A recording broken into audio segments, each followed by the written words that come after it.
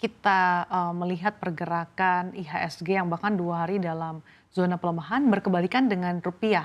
Di hari pertama IHSG ambruk, rupiah justru menguat, tapi kemarin ternyata kembali lagi melemah. Ya, Bahkan lagi-lagi menyentuh 16.700-an. betul. Sebetulnya apa sih yang membuat rupiah ini belum berhasil untuk melanjutkan penguatannya?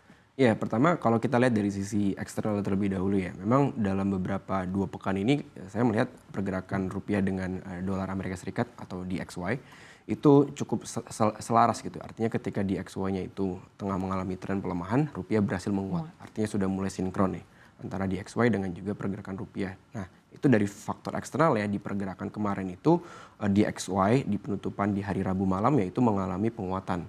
Jadi memang sangat wajar ketika hari Kamisnya rupiah kita mengalami pelemahan seiring dengan penguatan dolar, dan itu juga terjadi di mata uang Asia lainnya gitu, baik itu ringgit, dolar Singapura, bahkan juga baht gitu, itu mengalami pelemahan. Dan kalau kita melihat dari sisi dalam negeri, memang kita melihat dari sisi outflow asing yang terjadi di bursa efek di pasar modal itu tentu akan berdampak gitu bagi pergerakan nilai tukar rupiah. Karena kalau kita tahu dalam 2 hari ini aja outflow asing itu kan sekitar 10 triliun Ya. di 2 hari perdagangan di pasar modal. Dan ketika asing itu keluar kemudian berbentuk akhirnya sudah memiliki cash, ya mereka ada opsi untuk menukarkan terhadap ke dolar. Akhirnya permintaan terhadap dolar bisa cenderung meningkat.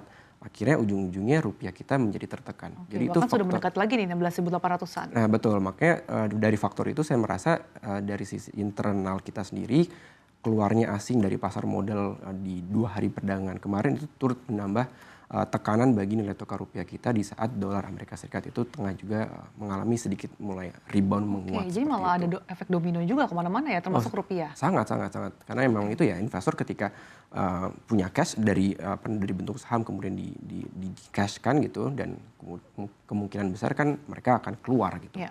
Dan tentu implikasinya pada dorongan terhadap nilai tukar rupiah kita. Ya, kalau lihat level teknikal rupiah saat ini, support resistance-nya yang patut kita cermati di level berapa aja sih, Alvan? Ya, saat ini saya rasa level support yang cukup kuat itu ada di 16.700 ya. Karena kita kemarin pergerakan rupiah kita itu sempat ke 16.700-an, bahkan sempat di Iya, 16.690-an, 16.400-an. namun reject kembali dan ditutup di atas 16.700. Jadi memang itu menjadi level support yang cukup kuat bagi pergerakan nilai tukar rupiah kita. Namun untuk sisi resistance ya, saya rasa 16.800 sampai 16.850 itu menjadi level resistance yang apabila itu tertembus, itu menciptakan kemungkinan rupiah kita bisa melanjutkan pelemahan lebih dalam lagi, bahkan Oke. ke 16.900 bahkan ke 17.000. Jadi Oke. pergerakan range di dalam range yang tadi saya sebutkan itu saya rasa yang akan menjadi pergerakan rupiah kita dalam beberapa waktu ke depan. Di saat investor domestik dalam 2 hari terakhir sorotan mata tertuju pada terkait dengan MSCI, Iya. di satu sisi kita juga belum mencermati dengan seksama terkait dengan bagaimana hasil kebijakan The Fed yang Iya. kemudian mempertahankan suku bunga dan dikatakan ekonomi Amerika Serikat tetap solid. Belum lagi dikatakan juga bahwa pemerintah Amerika Serikat akan terjadi government shutdown lagi Betul, di Sabtu betul. ini. Sebenarnya ada nggak sih efeknya ke market?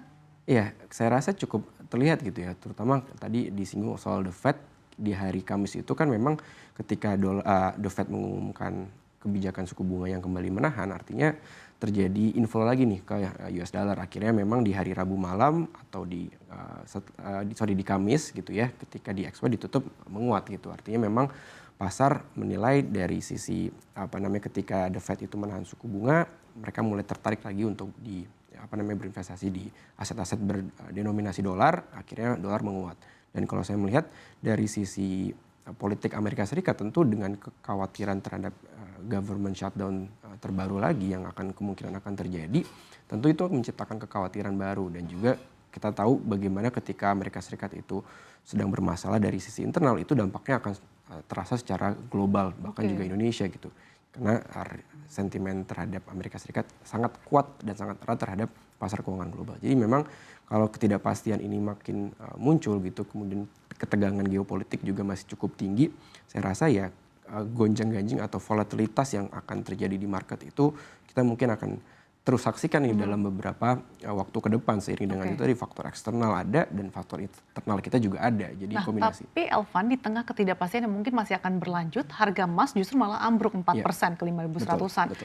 Apakah ini kita patut khawatirkan atau justru sebetulnya pelemahan 4% ini masih cukup wajar mengingat harga emas sudah naik cukup signifikan? Ya, saya rasa wajar ya ketika sebuah komoditas itu, harga itu mengalami kenaikan yang sudah sangat signifikan ya, dalam setahun ini sudah di atas, mungkin sudah di atas 70% kenaikannya ya, dan itu kan kenaikan yang sangat signifikan bagi logam mulia emas, dan ketika itu terjadi otomatis di saat lagi tinggi-tinggi ya sudah menembus level psikologis 5.000 bahkan 5.500, dan aksi profit taking itu sudah sesuatu yang sangat wajar dan kita nggak bisa menepis akan terjadinya aksi profit taking. Namun yang perlu kita cermati ke depan, apakah secara tren garis besar ini akan patah atau tidak.